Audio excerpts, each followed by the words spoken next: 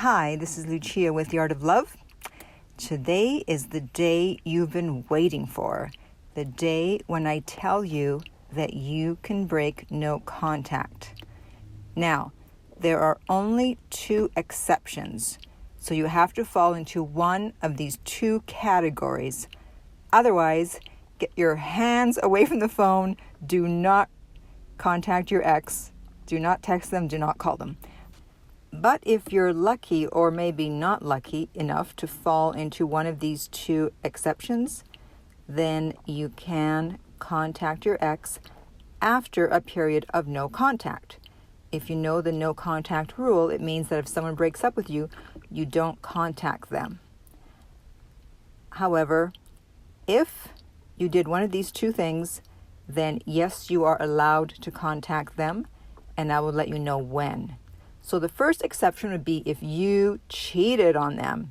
Shame, shame, shame. So obviously, if you cheated on them, it would be morally wrong if they then break up with you and you just sit back and go, well, I'll just let them contact me. It's like, really? You cheated on them and now they're supposed to contact you? I hope not. I hope they're smart enough not to contact you. So that would be exception number one. Exception number two would be if you took your partner for granted, if you didn't pay attention to them. And again, it would not be right that they break up with you because you didn't pay attention to them, and now you're going to continue to not pay attention to them. So they're going to think, well, gee, I broke up with them, they didn't pay attention to me, and now they're still not paying attention to me, so I'm not calling them. So if you're in one of those two categories, yes, you are allowed to reach out after a period of no contact. How long should you wait?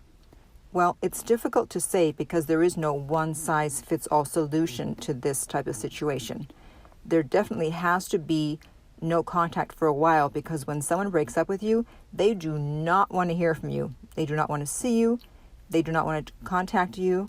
So you do have to leave them alone.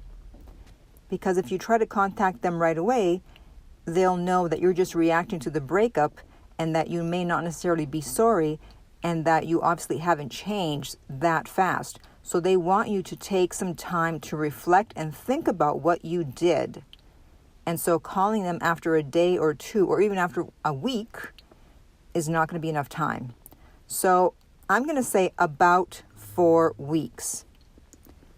Give them time to cool down and also give them time for the fading effect bias to take effect. And what is that, you may ask? Well, basically, what it means is that as more time goes by, you tend to forget about the negative thoughts you had about a person, place, or thing. So I think if you wait about 30 days, and maybe longer, it really depends on your ex. It depends on the situation. That's why it's always good to get coaching in these cases so that you'll know when is a good time to contact your ex, when to reach out. But definitely between 30 and 60 days. No more than 60 and no less than 30. Try to have a good excuse for reaching out if their birthday is coming up, maybe. Or if your birthday is coming up, you can contact them and say you were thinking about them on your birthday and you wanted to reach out and see how they were doing. Try to find some plausible excuse for contacting them. Don't mention the breakup. Don't talk about getting back together. You are now beginning fresh. It's like beginning a new relationship, even if it's with someone you already had a relationship with.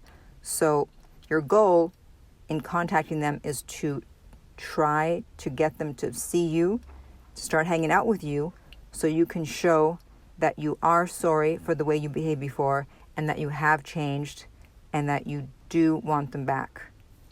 So those are the two exceptions to the no contact rule. If you cheated or if you took your partner for granted. If you can think of any others, I would appreciate if you would actually put them in the comments. But I think those are the two main exceptions. So if you have any questions or comments or are interested in private coaching with moi, you can contact me at my website, theartoflove.net.